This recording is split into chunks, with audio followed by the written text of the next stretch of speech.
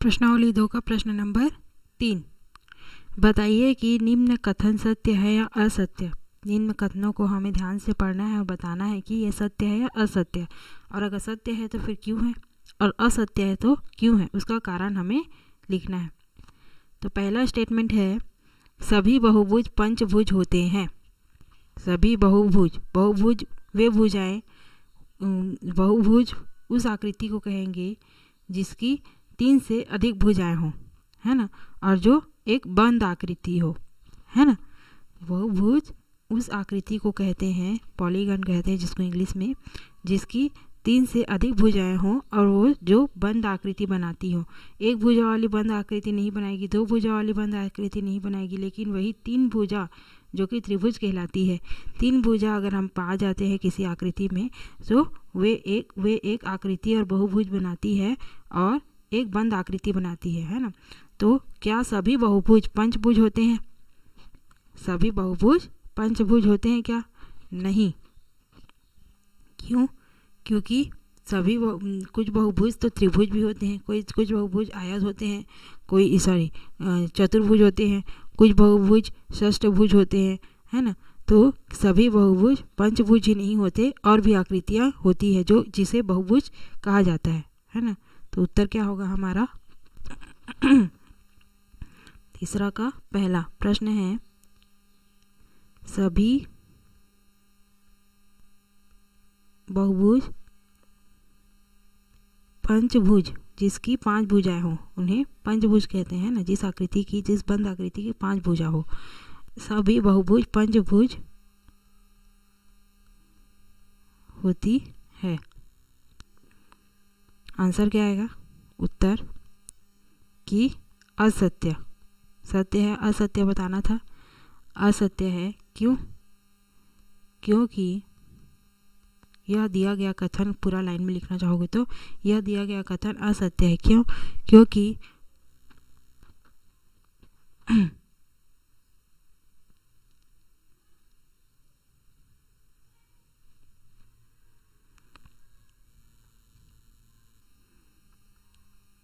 कोई भी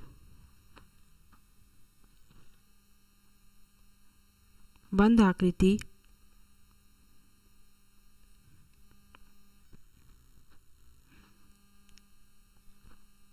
जिसकी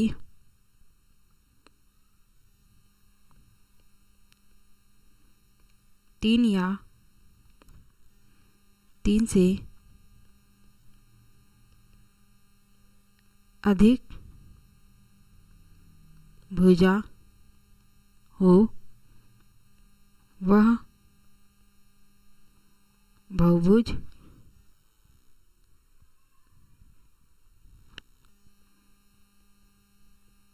होती है। तो सिर्फ पंचभुज ही ऐसी बहुभुज नहीं है जो सभी बहुभुज पंचभुज होती है। ये प्रश्न, ये स्टेटमेंट गलत है, क्योंकि ऐसी सभी आकृतियाँ जिसकी 3 या 3 से अधिक भुजा हो वे बहुभुज होती हैं। जैसे कि लिख सकते हैं यहाँ पे, त्रिभुज है, चतुर्भुज है, षष्ठभुज है और आदि। इस प्रकार से ये सभी बहुभुज भी क्या होंगे? ये सभी बहुभुज हैं। सभी बहुभुज पंचभुज होती है नहीं। कुछ बहुभुज त्रिभुज भी होती है, चतुर्भुज भी होती है और षष्ठभुज भी होती है। उसके बाद सेकंड क्वेश्चन है इसी में, सभी षष्ठभुज बहुभुज होते हैं? हाँ, होते हैं। सभी षष्ठभुज, जितने भी षष्ठभुज हैं जो कि 6 भुजाओं से बने हैं और जो कि एक बंद आकृति हो, वो बहुभुज कहते हैं, उसे बहुभुज कहते हैं। तो ये कथन क्या होगा? सत्य है। सभी षष्ठभुज बहुभुज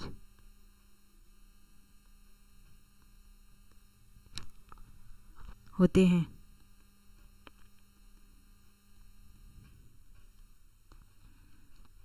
ये हमारा प्रश्न है। उत्तर क्या आएगा? हाँ, बिल्कुल, सभी षष्ठभुज जो होते हैं, जितने भी षष्ठभुज हो, छोटी बड़ी, जिसकी भुजाएं बड़ी छोटी हो, लंबाइयाँ जितनी भी बड़ी या छोटी हो जाए, लेकिन अगर उसकी 6 भुजा है, षष्ठभुज है, तो वो एक, और एक बंद आकृति है तो वो एक बहुभुज कहलाएगी। तो आंसर क्या आएगा? सत्य। क्यों? क्योंकि षष्ठभुज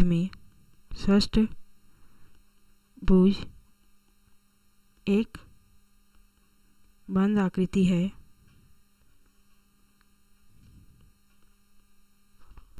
जिसकी 3 से अधिक भुजा होती है। यही दोनों कंडीशन हमें अप्लाई करना रहता है, किसमें? बहुभुज में। 2 ही कंडीशन पूछता है बहुभुज, मतलब कि जिसकी जो एक बंद आकृति हो और जिसकी 3 या 3 से अधिक भुजा हो। थर्ड क्वेश्चन है इसी में, सभी सम संख्याएं 2 से भाज्य नहीं होती। असत्य। जो संख्याएं 2 से भाज्य होती हैं वही तो सम संख्या कहलाती है। तो प्रश्न बोल रहा है कि सभी सम संख्याएं 2 से भाज्य होती हैं, अगर पूछता है तो ये सत्य है, और नहीं होती बोल रहा है मतलब कि ये क्वेश्चन असत्य है। सभी सम संख्याएं 2 से भाज्य नहीं होती है। सभी सम संख्याएं 2 से भाज्य नहीं होती हैं। उत्तर असत्य। ये स्टेटमेंट ही गलत है। क्यों? क्योंकि सम संख्या तो निच को कहेंगे जो 2 से भाज्य हो, है ना, जो 2 के गुणज हो। तो स्टेटमेंट क्या, उत्तर क्या आएगा कि असत्य। क्यों? क्योंकि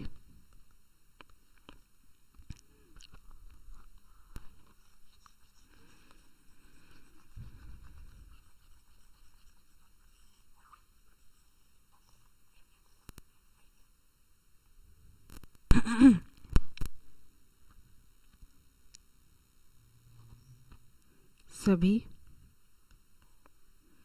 सम संख्याएं क्योंकि सभी सम संख्याएं 2 के गुणज होते हैं।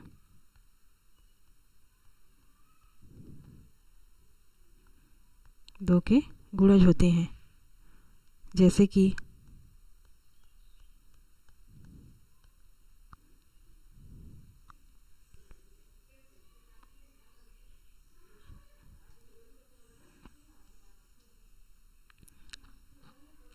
टू के एक सम संख्या है। 2 के एक सम संख्या से हम 2 के से डिनोट करते हैं, बताते हैं कि वह एक सम संख्या को बताता है। इसलिए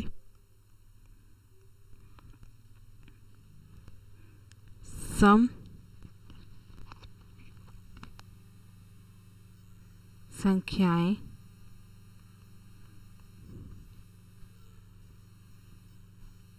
2 के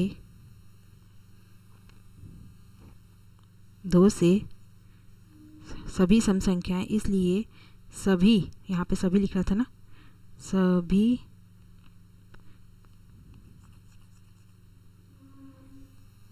सम संख्याएं 2 से भाज्य होते हैं। इसलिए हम कह सकते हैं कि ये क्यों? क्योंकि 2 के गुणज होते हैं। अगर सम संख्याएं हैं तो वो 2 के गुणज होंगे, जैसे कि 2 के एक सम संख्या है, इसलिए सभी सम संख्याएं 2 से भाज्य होते हैं। नेक्स्ट है इसके बाद तीसरा हो गया। चौथा प्रश्न है, तीसरा का चौथा, कुछ वास्तविक संख्याएं अपरिमेय होती हैं। अपरिमेय संख्या मतलब कि जो कि रूट में होती हैं, √2, √3, और सभी वास्तविक संख्याएं भी होती हैं इसके अंदर में। सभी जितनी भी रूट के अंदर में जो संख्याएं हम लिख रहे हैं अभी, वो सभी वास्तविक संख्या भी होती है और दोनों, और वो अपरिमेय संख्या भी कहलाती है अगर वो रूट के अंदर है तो कुछ वास्तविक संख्याएं अपरिमेय होती हैं। ये क्या है, कंडीशन सत्य है। कुछ वास्तविक संख्याएं होती हैं जो कि अपरिमेय संख्या के रूप में भी होती हैं। ये जो नंबर्स हम लिख रहे हैं ये वास्तविक संख्या भी है और ये अपरिमेय संख्या भी है। जैसे कि नॉर्मल 2 लिखते हैं बिना रूट के, ये भी वास्तविक संख्या है लेकिन ये परिमेय संख्या है। अगर उसी में रूट लगा दिए तो वो अपरिमेय संख्या हो गया, लेकिन ये वास्तविक संख्या तो है ना। इस वजह से प्रश्न बोल रहा है कि कुछ वास्तविक संख्याएं अपरिमेय होती हैं। तो आंसर है हाँ, कुछ ऐसे वास्तविक संख्याएं हैं जो कि अपरिमेय संख्या में हम लिखते हैं, अपरिमेय के रूप में हम लिखते हैं। चौथा प्रश्न है इसी में, तीसरा का चौथा।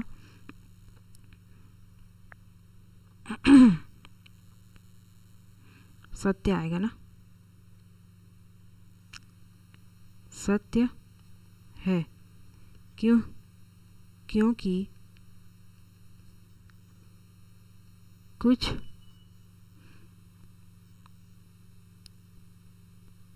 वास्तविक संख्याएं या फिर रियल नंबर,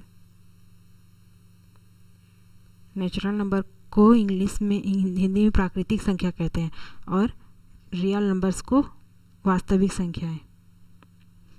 ठीक है, क्योंकि कुछ वास्तविक संख्याएं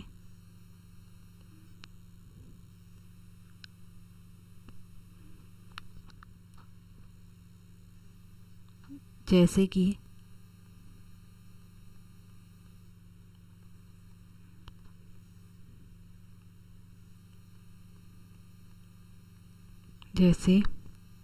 root over 2, root over 3, root over 4, root over 6, root over 10, ऐसा करके आदि, ये सभी संख्याएं सभी अपरिमेय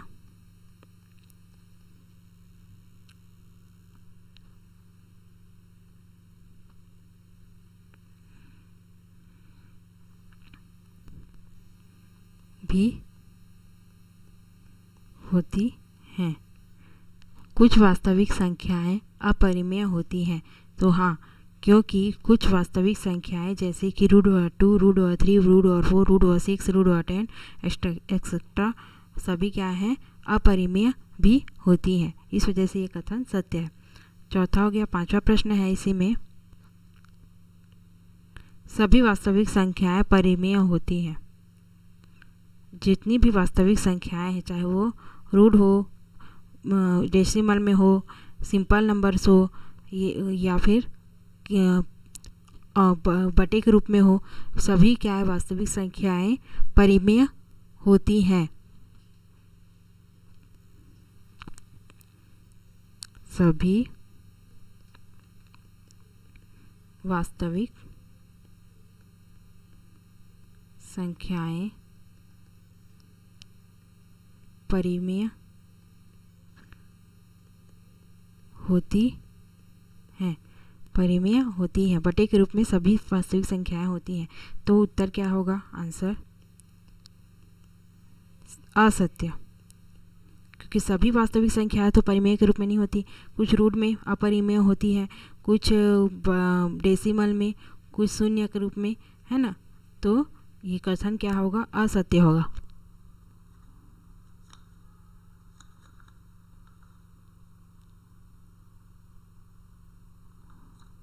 असत्य है। क्यों? क्योंकि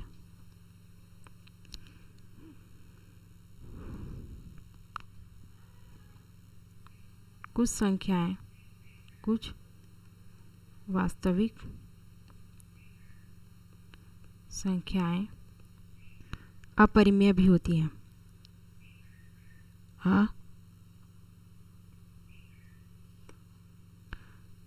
अपरिमेय, तो इस वजह से हम कह सकते हैं कि सभी वास्तविक संख्या परिमेय होती है। ये असत्य होगा, क्योंकि कुछ वास्तविक संख्याएं अपरिमेय भी होती हैं।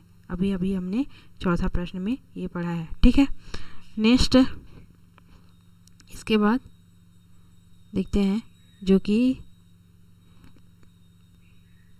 चौथा प्रश्न होगा। तीसरा हमने पूरा बना लिया। अब चौथा प्रश्न बोल रहे हैं, दिया हुआ है कि ABCD समांतर चतुर्भुज है और कोण भी 80 अंश का है, तब समांतर चतुर्भुज के अन्य कोणों के बारे में आप क्या निष्कर्ष निकाल सकते हैं?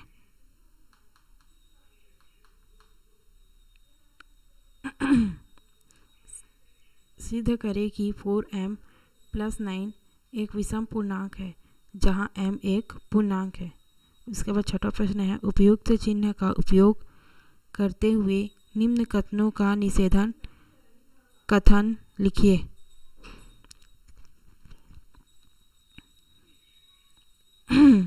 निषेधन कथन लिखना है। उसके बाद निम्न कथनों की तार्किक संबंध पता करें और अंतर्भाव चिन्ह का उपयोग करके दर्शाएं।